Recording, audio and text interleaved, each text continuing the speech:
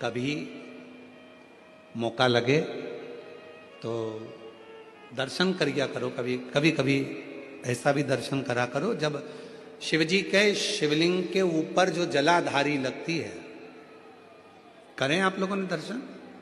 शिवजी के शिवलिंग के ऊपर जो जलाधारी होती है और जलाधारी में से बूंद बूंद पानी शंकर भगवान के ऊपर गिरता है, शिवजी के ऊपर गिरता है। कभी कभी उसका भी एक प्रेम से दर्शन करा करो, बहुत ध्यान से दर्शन करा करो कभी उसका। आप लोगों को पहले भी कहा कि जो जलाधारी होती है जिसमें से बूंद बूंद पानी गिरता है, वो शंकर भगवान की 5 लड़कियां हैं। कितनी बेटियां हैं? 5। सब लोग उसका नाम बोलेंगे। जया, विषहरा, शामली बारी, दौतली, देव। ये शंकर भगवान की 5 लड़कियां हैं जो शिवजी के ऊपर निरंतर एक एक बूंद पानी गिरा रही है। निरंतर जल गिर रहा है, निरंतर जल पड़ रहा है।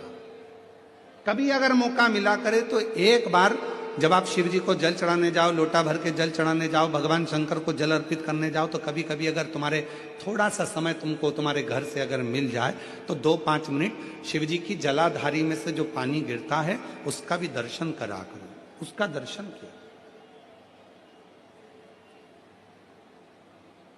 कभी कभी। और यहां तक शिवपुराण कहती है, जलाधारी में से जब पानी गिर रहा हो और भगवान तुम्हारे हाथ में अगर कोई बेलपत्री का पत्ता हो, नहीं हो तो मंदिर की बेलपत्र जो चढ़ी चढ़ाई हो वो भी अगर आपने शिवलिंग पर चढ़ा दी और थोड़ी देर बैठ गए और बूंद बूंद पानी उस पर से गिर रहा है, थोड़ी देर वो जया, विषहरा, शामली बारी, दौतली, देव, वो बूंद बूंद पानी उसमें से गिर रहा है, उसको गिरने दो। और थोड़ी देर दर्शन करने के बाद उस बेलपत्र को डॉक्टर जिसको कह दे कि इसकी ब्लॉकेज ज्यादा है, इसका ऑपरेशन करना पड़ेगा, बाईपास करना पड़ेगा, डॉक्टर साहब से कहना मुझे 2 दिन दे दो मात्र, परसों के दिन बाईपास करा लूंगी, या 2 दिन आप ट्रीटमेंट करो। 2 दिन जो शिवजी के जलाधारी में से पानी गिरता है, जया, विषहरा, शामली बारी, दौतली, देव, जो पानी को गिरा रही होती हैं, उसके नीचे रखी हुई बेलपत्र को यदि जिसके हार्ट में प्रॉब्लम हो, जिसके थायराइड की प्रॉब्लम होती है, अगर वो बेलपत्र को अगर उस व्यक्ति को 2 दिन एक चढ़ी हुई बेलपत्र, फिर एक चढ़ी हुई बेलपत्र 2 दिन खिला दीजिए और तीसरे दिन फिर जांच कराइए, डॉक्टर आपको बोलेगा कि अभी ऑपरेशन की जरूरत नहीं है, दवाइयों से आराम लग जाए, दवाइयों से आराम। डॉक्टर को जरूर दिखाओ, डॉक्टर का इलाज करवाओ, क्योंकि हमारे यहाँ शिव महापुराण में डॉक्टर को शिव का एक रूप कहा गया है, शंकर भगवान को डॉक्टर कहा गया है, क्योंकि शिव और डॉक्टर दोनों को विश्वास का प्रतिबिंब कहा गया, डॉक्टर का प्रतिबिंब। 3 तुम्हारे पशुपति व्रत अच्छे हो गए। कितने व्रत अच्छे हो गए? बोलते जाओ जरा जम के।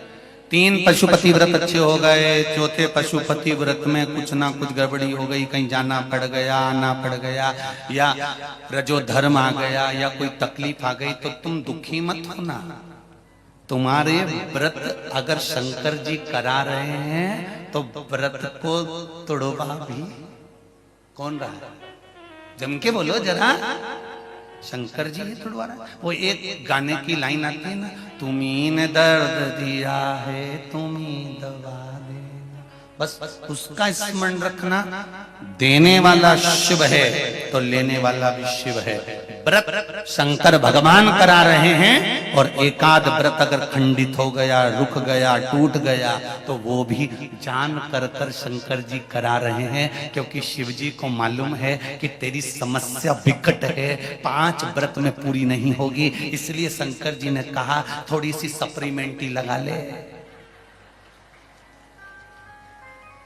शिव जी ने कहा थोड़ी सी सप्लीमेंट्री लगा ले, एक काम कर कि 3 व्रत हो गए, चौथे व्रत में थोड़ा सा गैप कर तू केवल व्रत करेगी, भोजन करेगी, एक टाइम पूजन नहीं करेगी, तो ये सप्लीमेंट्री ही तो है, एक कॉपी एक्स्ट्रा लगा ले। थोड़ा सा बल बढ़ जाएगा और वही हुआ। फिर वापिस एक व्रत पूर्ण चले गया, किसी किसी के 2 व्रत चले गए, फिर वापिस व्रत कर। शंकर जी ने कहा इतनी देर में तो तेरी जो दुख की फाइल थी ना उसको मैंने चेक कर लिया है, फाइल घूम गई थी इसलिए तेरा रजस वाला धर्म आ गया था, फाइल घूम गई थी इसलिए तुझे बाहर जाना पड़ गया था, फाइल घूम गई थी इसलिए तेरे परिवार में कोई समाप्त हो गया था, फाइल घूम गई थी इसलिए तेरे परिवार में कोई बच्चा हो गया था तो उसमें सूतक सावड़ सब लग गया था, तू व्रत नहीं कर पाई थी, पिछले 3 और बीच के गैप हो गए, बाकी के 2 बाद में कर, फाइल मुझे मिल गई है अब मैं निपटा दूंगा, कर व्रत पूरा मैं तुझे फल दे दूंगा। ये शिव है, ये मेरा शंकर है, ये मेरा ओघड़ी है, ये मेरा दयालु और मेरा दातार है। वो फाइल बहुत अच्छे से देखता है और निपटाना। इनकी फाइल देखने के चक्कर में तो ब्रह्मा जी ने इस्तीफा दे दिया था। ब्रह्मा जी ने भगवान विष्णु से कहते थे हमें ब्रह्मा बनना ही नहीं, हमें तो इस्तीफा चाहिए, हम नहीं कर रहे तुम्हारे यहां नौकरी। भगवान विष्णु ने पूछा हुआ क्या? शंकर भगवान का नाम कोई भी लेता है और शंकर जी वहां पहुंच जाते हैं। राजा श्वेत के मरने का समय था, अंतिम समय चल रहा था और राजा श्वेत शंकर जी की पूजन कर रहा था। उसके मरने के समय हमने यमदूतों को भेज दिया, शंकर भगवान के गणों ने ऐसा मारा लाल पीला करके भगा दिया। स्वयं यमराज गया, बेचारे को निपटा दिया।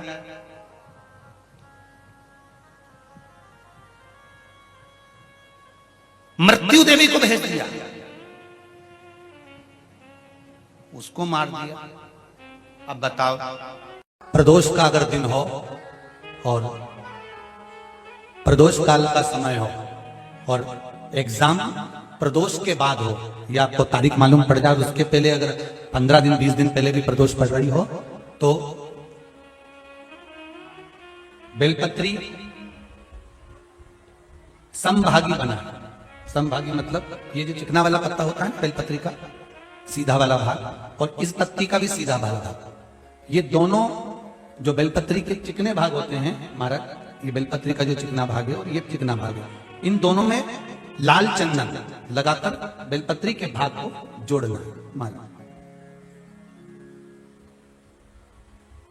इस भाग को अपने हस्त कमल में रखकर उल्टा हाथ उस पर रखकर भगवान देवादिदेव महादेव के 12 ज्योतिर्लिंग का स्मरण करना।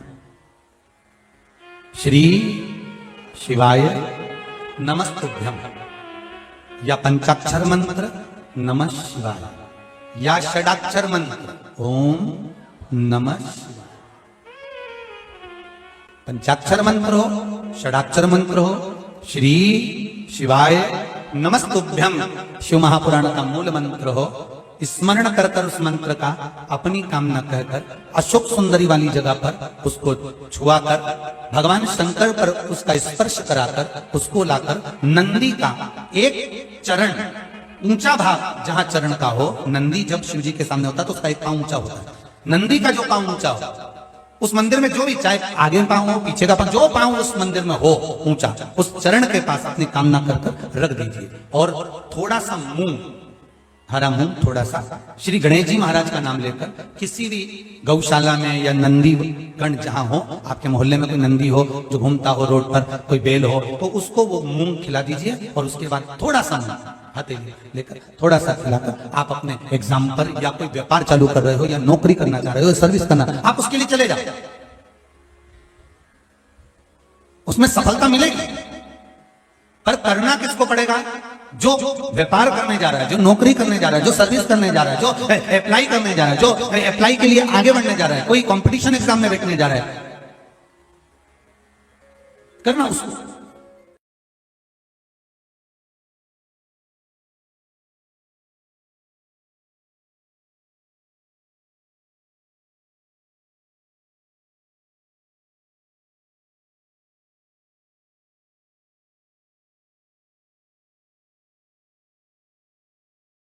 की आराधना बृहस्पति भगवान ने काशी में करी। बृहस्पतेश्वर महादेव काशी में विराजमान। कौन से महादेव? जम के बोलिए जरा। बृहस्पतेश्वर महादेव काशी में विराजमान है।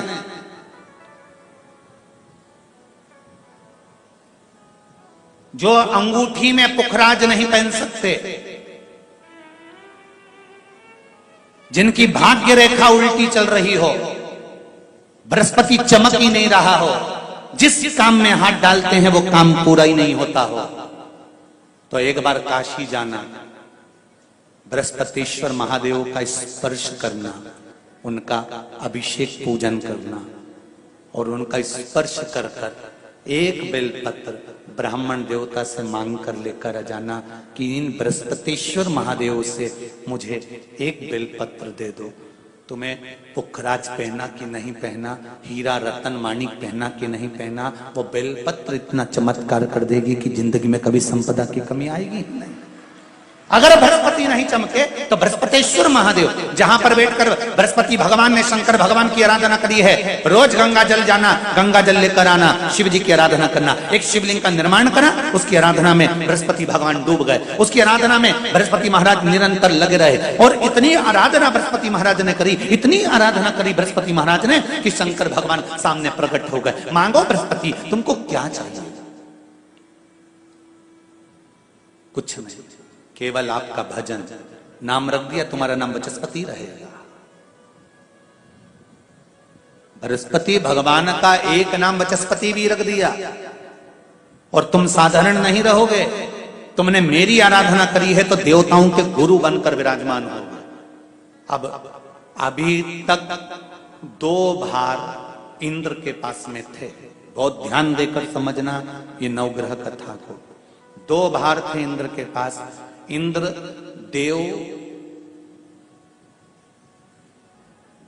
देवताओं के गुरु भी बनकर बैठे थे,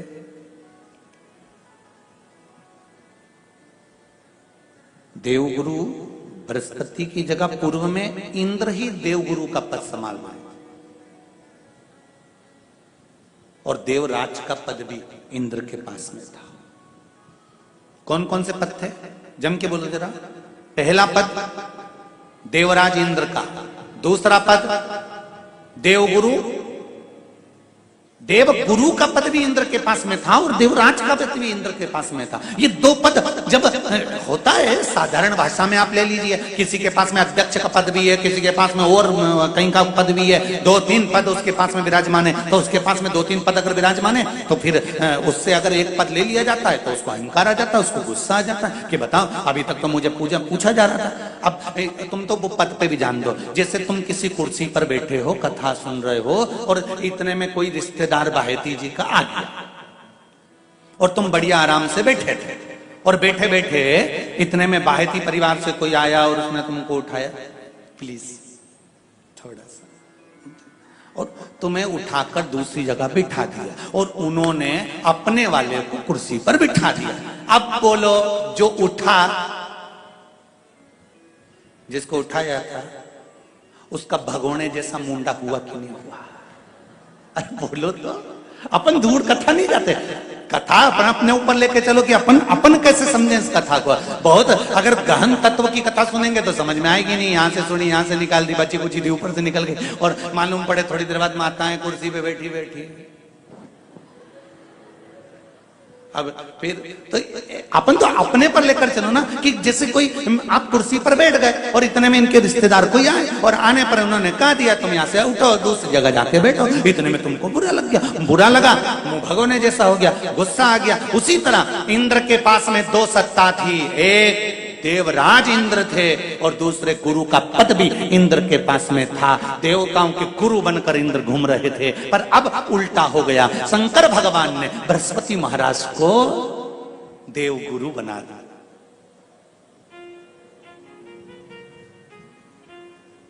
अब जैसे ही देवगुरु बनाया तो इनका इंद्रदेव का मुंह,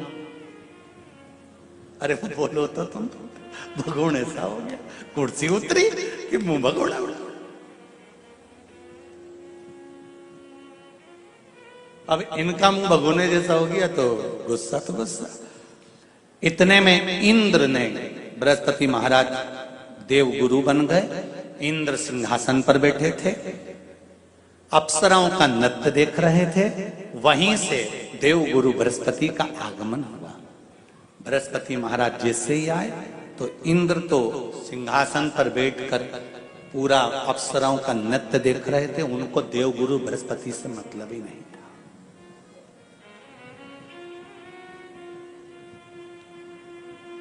कोई स्थान नहीं, कोई सम्मान नहीं, कोई आदर नहीं,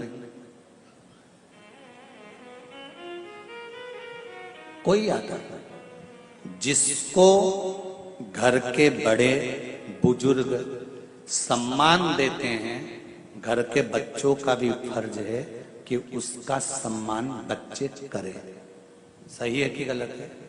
घर के बुजुर्ग उसको सम्मान दे रहे हैं ना, घर के बड़े उसका सम्मान कर रहे हैं ना, तो घर के बच्चे कहते हैं नहीं, वो तो हमारे लिए गलत सोचता है, हमेशा हमारे लिए अपशब्द बोलता है, हमेशा आड़ा टेढ़ा बोलता है। तो घर के बुजुर्ग कहते हैं तुम्हें क्या करना है, जब हम सम्मान दे रहे हैं तो तुम भी दो, हम आदर कर रहे हैं तो तुम भी करो।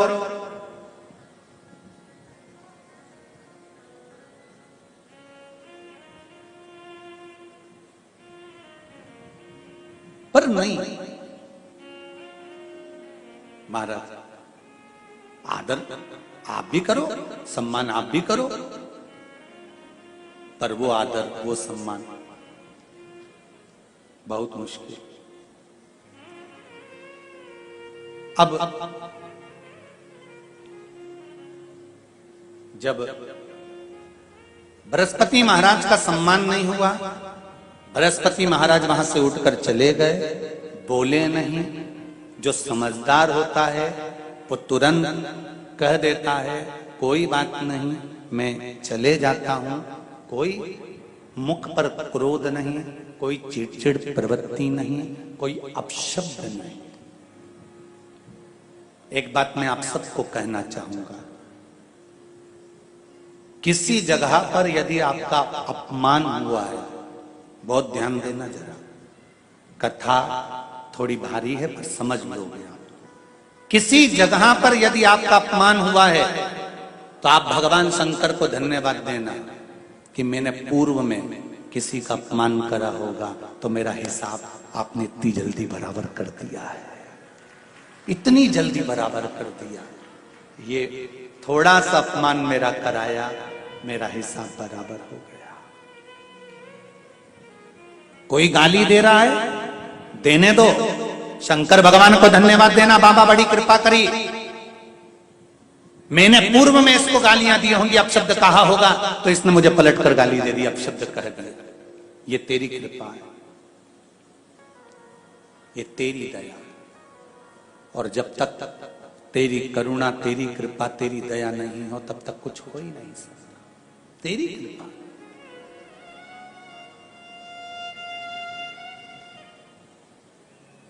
भगवान से कहो, हे देवाधिदेव महादेव, मैं ये नहीं कहता कि मुझे रोने मत देना, क्योंकि कर्म का भोग तो मुझे भोगना पड़ेगा। देवाधिदेव महादेव से कहो, हे देवाधिदेव महादेव, मैं ये नहीं कहता कि मुझे रोने मत देना, पर इतना जरूर कहता हूं तेरे सिवा किसी दूसरे के आगे झुकने मत देना, बस इतनी कृपा कर। मैं ये नहीं कहता कि मुझे रोने मत देना, बस तुझसे निवेदन है। बहुत सावधानी से कथा सुनिएगा और अपने चित्त में उतारिए। शिव महापुराण की कथा जिसके घर में चल रही है, जिसके टीवियों पर चल रही है, जिसके फेसबुक यूट्यूब पर चल रही है, जिसके मोबाइलों में चल रही है, घर में भले 5 मिनट शिव महापुराण की कथा चले, पर प्रतिदिन अपने मोबाइल को चालू कर 5 मिनट शिव पुराण चालू कर छोड़ दिया। घर में टीवियों पर अगर कथा आए तो भले सुनो चाहे नहीं सुनो, 5-10 मिनट उस टीवी को चालू कर छोड़ा करो, जिससे वो शिव महापुराण के शब्द हमारे घर के वातावरण को शुद्ध करें। वो कैकेयी अयोध्या में रहती थी, राम जी के साथ रहती थी, दशरथ कौशल्या सुमित्रा के साथ रहती थी, गुरुजी रोज का ज्ञान देते थे, पति रोज सूर्य को अर्घ चढ़ाता था, तो भी वो कैकेयी की बुद्धि बदली क्या? अरे बोलो तो नहीं। और वह विभीषण को देख लो, जो रावण की लंका में रहता था, पूरे राक्षसों में रहता था, सारे मदिरापान करने वालों में रहता था, सारी प्रवृत्ति से बेकारों के साथ रहता था, उसके बाद भी विभीषण बिगड़ा क्या?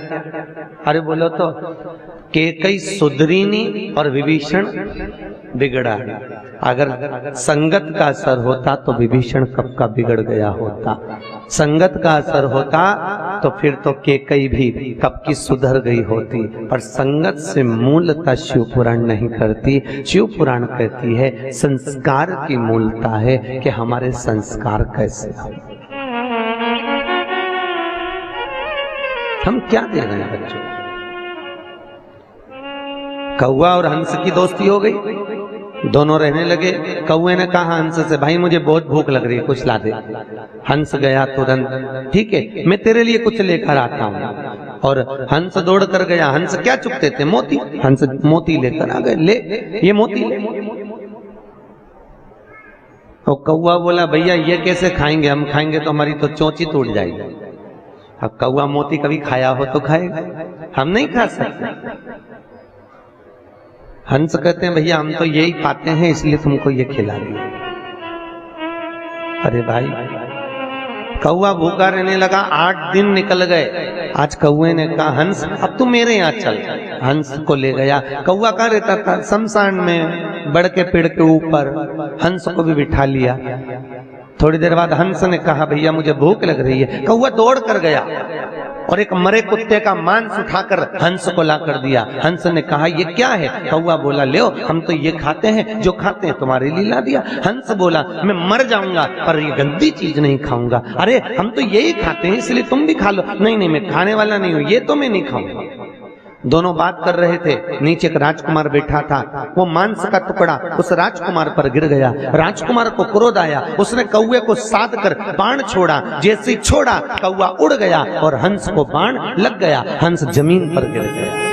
हंस जमीन पर गिरा और जैसे ही हंस जमीन पर गिरा राजकुमार ने हंस से कहा हंस देव मैंने तो कौवे को बाण मारा था और बाण तुमको लग गया। अरे हंस बोला राजकुमार तो ये तुम्हारी दिक्कत नहीं, ये तुम्हारी गलती नहीं, गलती मेरी है। मैं बुरे की संगत में बैठ गया और बुरा व्यक्ति बुरा काम करके निकल गया और अच्छा व्यक्ति जेल में धरा गया। जो बुरा होता है वो बुरा कर्म कर निकल जाता है। बुरा करने वाला व्यक्ति बुराई कर निकल जाता है। बुरा कर्म करने वाला व्यक्ति अपना बुरा तत्व ग्रहण कर बुरा तत्व प्रसिद्ध कर निकल जाता है। पर जो अच्छा है, जो अपनी बुद्धि से चित्त से अपने मनन से जो बहुत अच्छा है वो धरा जाता। श्री नारद जी महाराज ने तप किया। रामचरितमानस में आपने श्रवण किया। शिव महापुराण में भी लिखा है देव ऋषि नारद तप करे कामदेव को जीत लिया। जब कामदेव को श्री देव ऋषि नारद ने जीता तो सबसे पहले देव ऋषि नारद कामदेव को जीतकर अगर पहुंचे तो सीधे पहुंचे भगवान शंकर के पास। क्यों? क्योंकि भगवान शंकर ने कामदेव को नहीं जीता था। कामदेव ने शिव जी की समाधि को तोड़ दिया, समाधि को तोड़ दिया।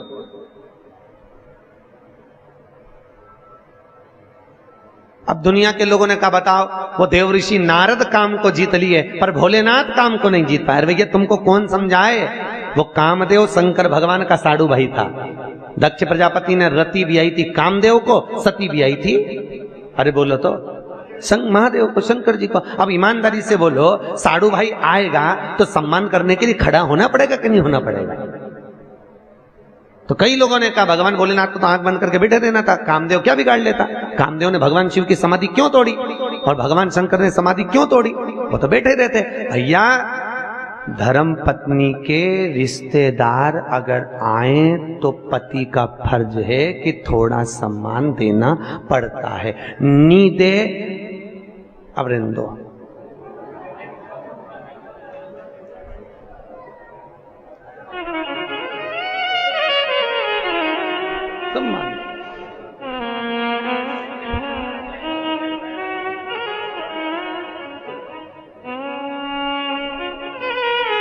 अभी हमारे बनवारी लाल जी मामा जी को लेकर आए थे और इनके माता के पक्ष के मामा जी थे, तो भी सम्मान दे रहे थे कि भैया हमारे मामा पक्ष के हमारे मामा है। फिर कहा ये मामा की बहू है, सम्मान दे। अब देव ऋषि नारद को क्या दिक्कत? देव ऋषि नारद तो अपने आनंद मस्ती में, पर भगवान शिव को तो पूरी रिश्तेदारी देखना पड़ेगी ना। सबसे सुंदर अगर कोई रिश्तेदारी निभाना जानता है तो मेरा महादेव जानता है। दुनिया में कोई नहीं जान सकता इतनी सुंदर रिश्तेदारी मेरा शंकर निभाता, मेरा भोलेनाथ निभाता, सबसे सुंदर।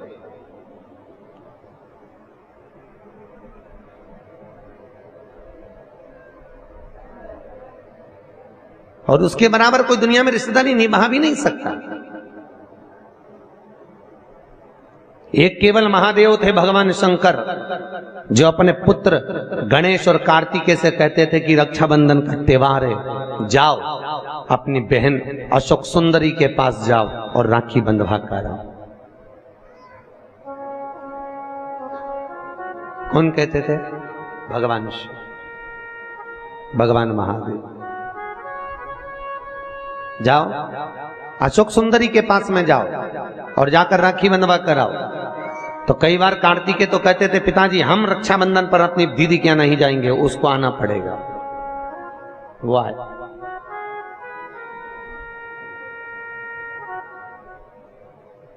तो भगवान भोलेनाथ कहते थे कार्तिकेय जब तक माता पिता अगर जीवित हैं तब तक घर के बेटे को अपनी बहन के दरवाजे पर जाते रहना चाहिए। क्यों? बुजुर्ग माँ बाप नहीं जा सकते, वृद्ध माता पिता अपने बेटी के घर बार बार नहीं जा सकते। क्यों? क्योंकि अधिक मास की कथा में लिखा है अगर बेटी के घर का एक अन्न का दाना खा ले तो व्यक्ति मरते समय उसके मुख में तुलसी का दल नहीं मिलता। अगर बेटी के घर का एक गिलास पानी पी लो तो मरते समय गंगा जल नहीं मिलता। ये अधिक मास में आप लोग जो 33 मालपुए का दान करते हो, क्यों करते हो? काहे के लिए करते हो? करते हो ना 33 मालपुए, 33 मालपुए, 30 मालपुए 30 दिन के, 31वां मालपुआ हमने अगर ब्राह्मण गुरु के घर का खाया हो तो दोष ना लगे। 32वें नंबर का मालपुआ हमने अगर बेटी के घर का, बहन बेटियों के घर का खाया हो तो दोष ना लगे। और 33वें नंबर का मालपुआ हमने अगर मान लो सूतक या सावड़ का खाया हो तो हमको दोष ना लगे। इसलिए 33 मालपुए का दान होता है अधिक मास में। यहाँ करते हैं सब लोग दान मालपुए का। 33 मालपुए दान किए जाए।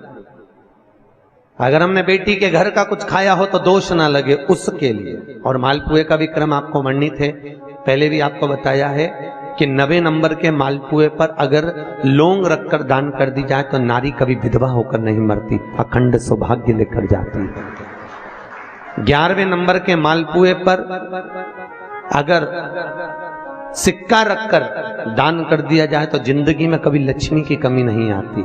21वें नंबर के मालपुए पर तुलसी का पत्ता रखकर दान कर दो, कभी जीवन में संपदा की कमी नहीं रहती। जिस व्यक्ति के यहाँ कोई ना कोई बीमार पड़ा रहता हो तो 14वें नंबर के मालपुए पर लाल कलर का छोटा सा कपड़ा रखकर दान कर दीजिए। घर में कभी जिंदगी में कोई बड़ी बीमारी नहीं आएगी, ना हार्ट अटैक, ना एक्सीडेंट, ना कभी शुगर, ना कभी ब्लड प्रेशर। इतना मालपुए का महत्व है। अधिक मास के एक एक मालपुए का अलग अलग वर्णन अधिक मास की किताब में लिखा हुआ है। अधिक मास की कथा में वर्णन अलग अलग मालपुए का क्रम है कि अधिक मास में हमें किस मालपुए पर क्या रखकर दान देना चाहिए।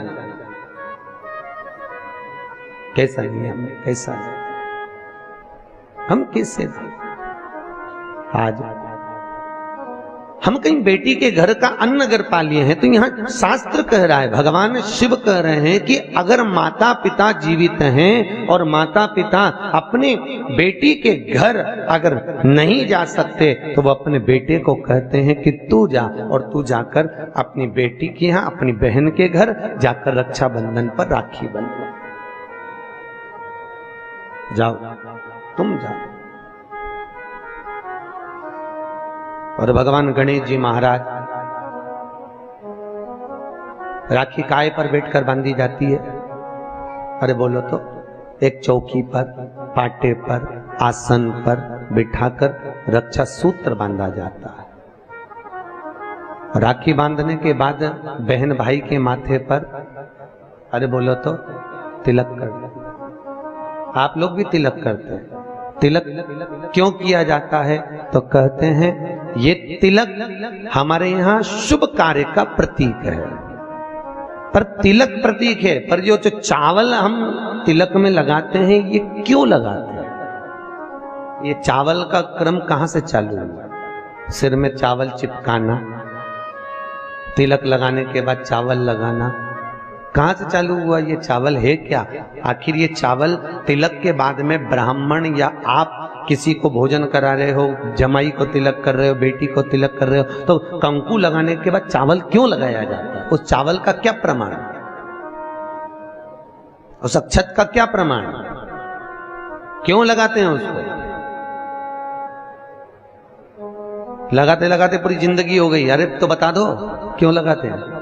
वो चावल का क्या प्रमाण कि कंकु का तिलक तो लगाया, वो हमारे यहाँ शुभ कार्य का प्रतीक है, समृद्धि का प्रतीक है। पर जो अक्षत हम माथे पर किसी के लगाते हैं, कंकु लगाने के बाद में, चंदन लगाने के बाद में जो चावल लगाया जाता है, वो चावल का क्रम क्या है? तो शास्त्र कहता है, सुंदर विष्णु पुराण में भगवान वेदव्यास जी ने वर्णन करा, जिसके मस्तक पर तिलक लगाया जाता है वो शुभ कार्य का प्रतीक होता है। और अक्षत इसलिए लगाया जाता है कि इस अक्षत के माध्यम से आपकी जिंदगी में ये शुभ कार्य निरंतर चलता रहे, इसलिए अक्षत उसके माथे पर लगाया जाता है शुभ कार्य के लिए, निरंतर चलने के लिए। इसको कहते हैं अक्षता। अक्षता का मतलब क्या है? निरंतर चलता रहे, निरंतर बढ़ते रहो।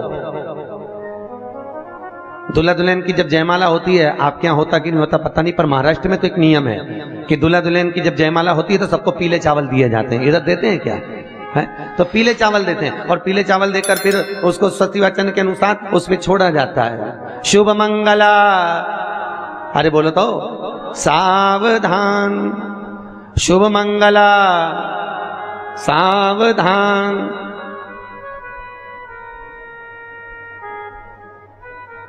उसके ऊपर छोड़ते हैं कि सावधान। और ये चावल तुम्हारे मस्तक पर जो पड़ा हुआ है, तुम्हारे मस्तक पर जो डाला जा रहा है, तुम्हारी जिंदगी इसी प्रसन्नता में निरंतर बढ़ती चली जाए। वो अक्षता का मतलब है। केवल एक देव है महादेव, जिनको खंडित चावल कभी नहीं चढ़ता। शिव जी को आप बहुत सारा चावल नहीं चढ़ा सकते, एक दाना चढ़ाओ, पर खंडित मत चढ़ाओ। अक्षत, शंकर को कोई चीज खंडित नहीं चढ़ती। बेलपत्र भी चढ़ाओ, भले एक चढ़ाओ, पर पूर्ण चढ़ाइए। भगवान भोलेनाथ को पुष्प चढ़ाइए, पूर्णता में चढ़ाइए। हम कई जगह मंदिरों में जाते हैं तो भगवान के ऊपर फूल देखते हैं, तो फूल कई बार शिव जी के ऊपर, कई बार शिव जी के ऊपर, भगवान के ऊपर, आपके घर के मंदिर में कई बार कई लोग जो पुष्प चढ़ाते हैं, वो पुष्प चढ़ाने का तरीका भी लोगों को नहीं मालूम। जो फूल चढ़ाते हैं वो कई बार देवता के ऊपर रख देते हैं, इस तरह से।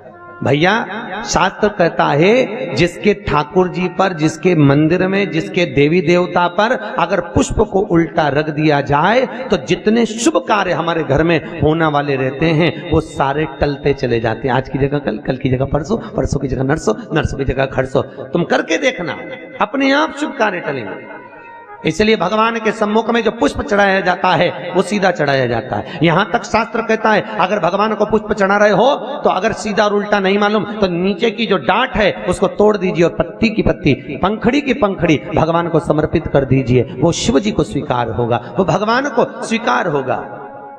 ये उसी में का हाल, उसी में का शुक्र है।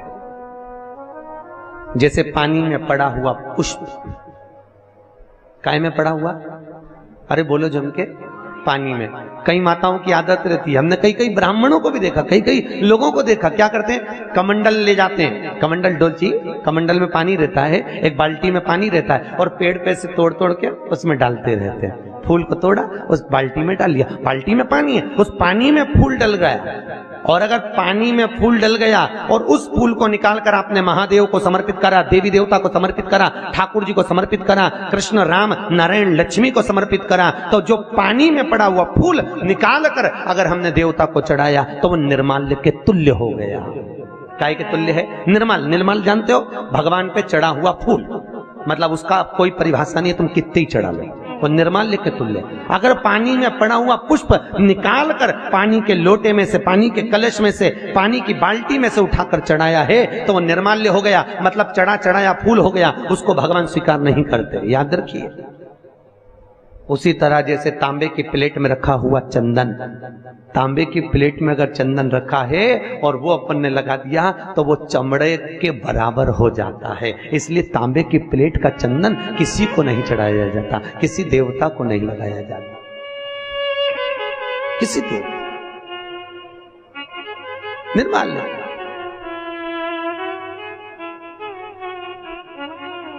भगवान शिव कहते हैं तुम्हारे पास में कुछ नहीं है, पूर्णता का समर्पण, पूर्णता।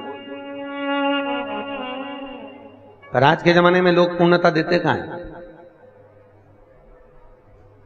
एक बात बताओ, भगवान के मंदिर में नारियल फोड़ा, राम जी के मंदिर में, हनुमान जी के मंदिर में नारियल फोड़ा, और वो नारियल फूटने पर अच्छा निकल गया तो भगवान ने स्वीकार करा कि नहीं करा?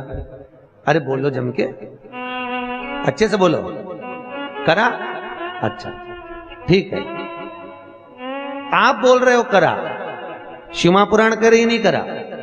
अगर नारियल फोड़ने पर राम मंदिर, हनुमान मंदिर में, देवी मंदिर में नारियल को फोड़ा और फूटने के बाद अगर वो नारियल अच्छा निकल गया, उसमें से थोड़ा सा टुकड़ा तो तुमने भगवान को चढ़ाया, बाकी का सब घर ले जाके चक्कू से निकाल के खा गए। और मान लो वो नारियल फूटने पर बेकार निकल गया तो तुम उसको घर ले जाओगे? नहीं। क्या करोगे? जब हनुमान जी की परिक्रमा कर रहे होगे तो नारियल को वहीं पटक दो। तो भगवान शिव की कथा कर रही है कि भगवान शंकर को पूर्णता का भाव चाहिए। बेलपत्र दो, पूर्ण दीजिए, पुष्प दो, पूर्ण दीजिए।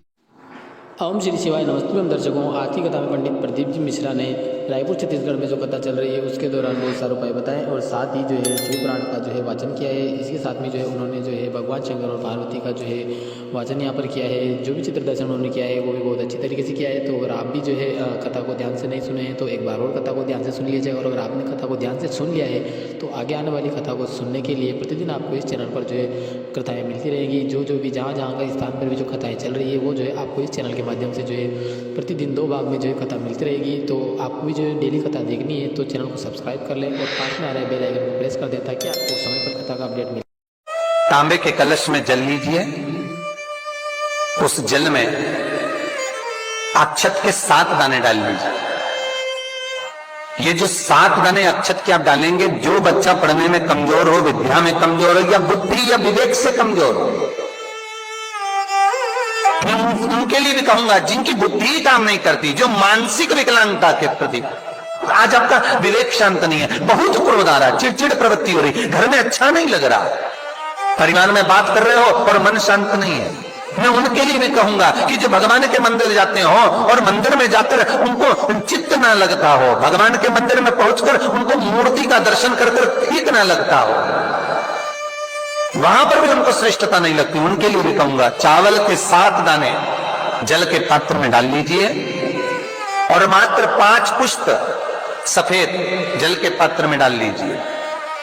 दुर्वा के 3 बट, एक लंबी सी जो दुर्वा होती है, दुर्वा में 3 गांठ पड़े, लंबी डंडी होगी तो 3 गांठ अपने आप आ जाएगी। 3 बट वाली दुर्वा उस जल के अंदर डाल लीजिए और शंकर के मंदिर में जाकर उस जल को समर्पित कर दीजिए। जल समर्पित करना है, ये वाला जो जल चढ़ाएंगे आप शंकर को, जैसे शिवलिंग सामने है और जल का पात्र अपने हाथ में है तो उल्टा जल चढ़ाएंगे, ऐसे आपकी ओर मुख करा हुआ कलश भगवान शिवलिंग पर आप चढ़ाएंगे उल्टा के बाद, इस तरह। मात्र 15 से 20 मिनट में जिसकी चित्त वृत्ति भ्रमती नहीं हो, शांत नहीं हो रही हो, बुद्धि चित्त ना लग रहा हो, 15 से 20 मिनट में अंतर आ जाए। जिसके घर में अशांति का माहौल है और वो घर में रहकर डिस्टर्ब है, मतलब कि वो घर में परेशान रहता है, चिंता करता रहता है, कुछ ना कुछ दिमाग में चलता है और इसके साथ बहुत ज़्यादा चिड़चिड़ापन करता है, बेमतलब गुस्सा करता है, इसके साथ उसका जो विवेक है वो रमता नहीं है। तो ऐसी कौन सी भी प्रॉब्लम हो उसके लिए उपाय है। क्या करना है? सबसे पहले आपको लेना है एक जल का लोटा या एक पात्र, उसमें आपको जल भरना है। इसके साथ आपको 7 अक्षत के दाने, चावल के दाने उसमें डालने हैं, 5 सफ़ेद फूल उसमें डालने हैं और 3 दुर्वा की वट उसमें डालनी है। ध्यान रहे कि जो दुर्वा आप लो उसमें 3 गांठ लग जाए, ऐसी दुर्वा आपको लेनी है। इन तीनों सामग्री को इकट्ठा कर कर आपको जाना है शिव मंदिर। शिव मंदिर में पहुंचने के बाद शिवलिंग के पास जाकर आपको खड़े हो जाना है और जो जल का पात्र आप अपने घर से लाए हो उसको आपको शिवलिंग के ऊपर समर्पित कर देना है। पर यहाँ पर आपको समर्पित कैसे करना है वो देख लीजिएगा। जैसे कि हम नॉर्मली क्या करते हैं कि शिवलिंग के पास जाते हैं, जल को समर्पित करते हैं, तो उस समय जो लोटे का मुख होता है वो शिवलिंग की तरफ होता है। पर यहाँ पर इस उपाय में आपको क्या करना है कि जब आप शिवलिंग के ऊपर जल समर्पित कर रहे हो तो जल का जो मुख होगा, लोटे का जो मुख होगा वो हमारी तरफ होना चाहिए। तो ये ध्यान रखना है कि आपका जो लोटे का मुख होना चाहिए वो अपनी तरफ होना चाहिए, मतलब कि आपको उल्टा जल समर्पित करना है। और इसके बाद जो भी समस्या चल रही है, जो भी इच्छा है, जो भी कामना है, वो शिव भगवान से आपको कह देनी है। वैसे तो ये उपाय इच्छा पूर्ति और मन को शांत करने के लिए, जो विवेक अशांत है उसको शांत करने के लिए है, तो इस उपाय को आप कब भी कर सकते हो। तो ये उपाय करने मात्र से आपका मन कितना भी अशांत हो वो शांत होने लगेगा। इसके साथ जो भी समस्या है, जो दुविधा है, वो भी धीरे धीरे। शिवालय में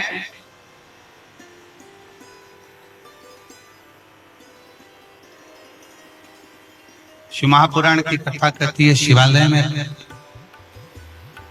5 स्थान ऐसे हैं जहां पर बैठने से व्यक्ति खाली नहीं जाता।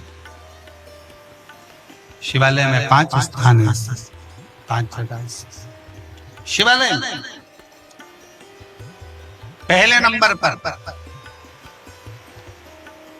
ये 5 जो स्थान बताए गए हैं शिव महापुराण में शिवालय के, इन 5 स्थानों पर कभी भी बैठोगे और शंकर को पुकारोगे तो वहां से खाली नहीं जाओगे,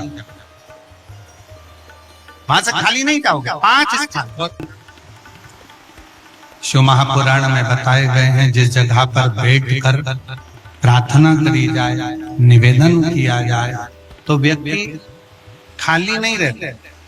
पहले नंबर का है शंकर भगवान का द्वार, जहां भगवान शंकर के गण निवास करते, जहां शिव गण रहते।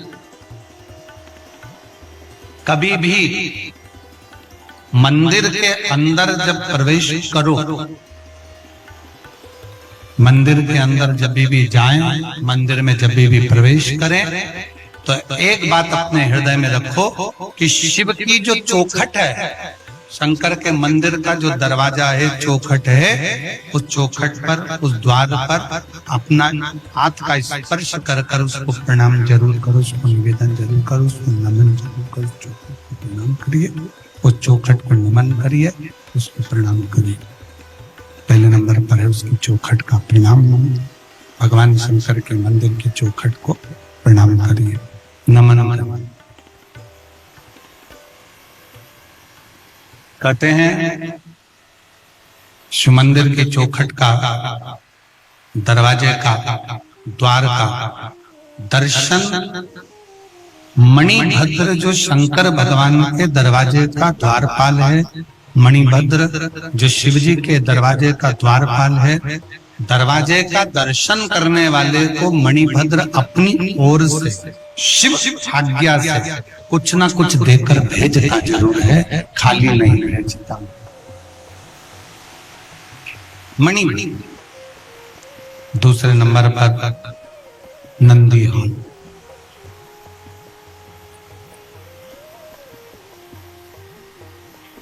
दूसरे नंबर पर है नंदी का हॉल, जहां नंदी विराजमान होता है। शिव जी के मंदिर में जहां नंदी रहता है, नंदी का जो हॉल होता है, जहां नंदी विराजमान है, नंदी बैठा हुआ है, नंदी जिस हॉल में है वो नंदी हॉल, वो नंदी। मंदिर में शंकर के जब भी जाए, शिव के मंदिर में जब भी पहुंचे तो जहां नंदी विराजमान, उस नंदी हॉल में, नंदी के नजदीक में 2 क्षण बैठो। नहीं बैठ सकते तो नंदी के कानों में अपने मन का भाव कहकर श्री शिवाय नमस्तुभ्यम कहकर ओम नमः शिवाय कहकर या षडाक्षर मंत्र ओम नमः शिवाय, पंचाक्षर मंत्र नमः शिवाय बोलकर फिर वापिस नंदी। एक है शंकर भगवान की चौखट, दूसरे नंबर पर है शिव जी का नंदी हॉल। शिव जी के नंदी हॉल में नंदी के पास बैठकर भगवान शंकर से आप अपने मन का भाव जब कहेंगे तो शिव उसको स्वीकार नंदी।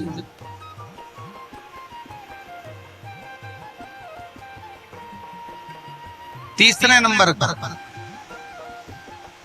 शिव जी के मंदिर के पास में जो कुआं हो, बावड़ी हो, तालाब हो, सरोवर हो, शिव जी के मंदिर के पास में कोई कुआं, बावड़ी, तालाब, सरोवर, नदी अगर हो तो उस सरोवर, कुआं, बावड़ी, तालाब और नदी के पास में 2 क्षण बैठकर शंकर के नाम का उच्चारण करने पर, शिव नाम का उच्चारण करने पर शिव देते जरूर हैं। शंकर देने में पीछे हटते नहीं, शिव देते जरूर हैं। शिव नाम का उच्चारण करने पर शिव देते थे। चौथे नंबर का शिव मंदिर में लगे हुए वृक्ष, पीपल, बड़, आंवला, शमी, बेल, ये शंकर के मंदिर के वो वृक्ष हैं। शिव मंदिर के, शिवालय के नजदीक में जो वृक्ष लगा होता है, उस वृक्ष के पास में, उस वृक्ष के नीचे 2 मिनट 5 मिनट बैठकर शंकर के नाम का उच्चारण करने पर, शिव नाम का स्मरण करने पर शिव देते जरूर। ये चौथा स्थान, ये चतुर्थ स्थान, चौथा स्थान। 4 स्थान सब लोग बोलेंगे। पहला स्थान कौन सा बताया था? शिव जी की, जम के बोलो जरा, चौखट दरवाजा। दूसरा स्थान नंदी के नजदीक में, नंदी हॉल में, नंदी के पास। तीसरा स्थान शिवालय के पास में जो कुआं हो, बावड़ी हो, तालाब हो, सरोवर हो, नदी हो, कुंड हो, वहां 2 मिनट 5 मिनट बैठकर बाबा से अपने मन का भाव जरूर कहना। चौथा स्थान जम के बोलो जरा, शिवालय में, शंकर के नजदीक में, शंकर के मंदिर के पास में जो वृक्ष हो, बड़ का, पीपल का, आंवले का, शमी का या बेलपत्र का जो वृक्ष हो, उसके नजदीक में, उसके नीचे, उसके पास में बैठकर जो बोला जाता है, शिव उसको स्वीकार करता है और देता जरूर है। और 5वें नंबर का शिव पुराण कहती है, शंकर जी के मंदिर में उत्तर की ओर मुख कर, उत्तर मतलब शंकर जी का जो शिवलिंग है ये जलाधारी है और ये पानी बहने का स्थान है। शिव जी के मंदिर का जो पानी बहने का स्थान होता है वो उत्तर का होता है। तो आप जब दक्षिण में बैठेंगे और उत्तर की ओर देखेंगे या उत्तर की ओर से दक्षिण में बैठकर शंकर का स्मरण, पूजन, दर्शन उत्तर की ओर कर करते हैं या उत्तर की ओर बैठकर भगवान शिवालय में, शंकर के मंदिर में जो मांगते हो शंकर वो देता जरूर है। ये 5 स्थान, ये 5 स्थान शिवालय में बैठकर, शंकर के नजदीक में बैठकर, शंकर के पास में बैठकर यहाँ शिव से प्राप्त किया जा सकता। तो पहला स्थान जम के बोलो जरा, पहला स्थान कौन सा है? शिव जी के मंदिर का द्वार। दूसरा स्थान नंदी के नजदीक में बैठकर नंदी का हॉल। तीसरा स्थान जलाशय, कुआं, बावड़ी, तालाब जो शंकर के मंदिर के बिल्कुल नजदीक हो या शंकर के मंदिर में हो या शिवालय। आप लोगों के स्मरण में है कि नहीं पता नहीं, पर मैं कहूं कुबेरेश्वर धाम में जहां पर कंकर शंकर शिला रखी है बड़ी वाली, आप लोग गए? कौन कौन गया है? जरा हाथ उठाओ तो जरा, सब गए हो? तो जहां बड़ी वाली शिला रखी, कंकर शंकर जो शिला रखी है, केदार शिला जो रखी है, उस बड़ी शिला का बिल्कुल नजदीक का जो हिस्सा है, शिला जहां रखी है उसका बिल्कुल 4 कदम दूरी पर ही एक कुआं है। अब तो उस कुएं पर छत डाल दी गई है और कुएं को छत डालकर बंद कर दिया गया, पर पूरे कुबेरेश्वर धाम में जो पानी आप पीते हो, जो पानी का प्रयोग करते हो, जो पानी आप यूज करते हो, वो उसी कुएं का, उसी कुएं का, उस पर छत डाल दिया। तो कई लोग कहते हैं कि कुबेरेश्वर धाम में हम जाते हैं और बाबा को प्रार्थना करते हैं तो बाबा हमारी बातों को इतनी जल्दी स्वीकार क्यों करता है?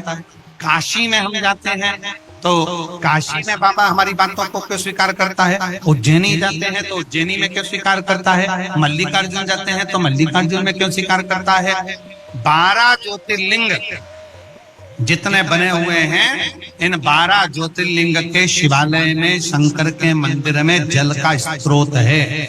जैसे विश्वनाथ जी के मंदिर में, काशी में ज्ञान वापी है, जैसे उज्जैनी के अंदर महाकाल मंदिर में ही सरोवर है, जैसे मल्लिकार्जुन में जब दर्शन करने जाते हो तो पास में एक कुआं है, उसी तरह प्रत्येक शिवालय में भीमा शंकर चले जाओ, त्र्यंबकेश्वर चले जाओ, तुम्हारी मर्जी पड़े, जिस ज्योतिर्लिंग में जाओगे, आप केदारनाथ जाओगे तो ओम कुंड है, ऐसे जितने जितने ज्योतिर्लिंग का दर्शन करोगे, प्रत्येक ज्योतिर्लिंग के नजदीक में, ज्योतिर्लिंग के अंतर्गत, ज्योतिर्लिंग मंदिर के अंदर एक ना एक शिवालय के पास में जलाशय रहता है। वो जलाशय क्यों रहता है? उस जलाशय के अनुकूल जब हम अपने मन की कामना करते हैं, वह बैठकर आराधना करते हैं, तो भगवान शंकर पर उस जलाशय का जो पानी शिव पर चढ़ता है तो हमारे मन की तरंगे शंकर स्वीकार कर कर हमारी झोली भर देते जितने चला। और हमको बड़ी खुशी हुई जब हम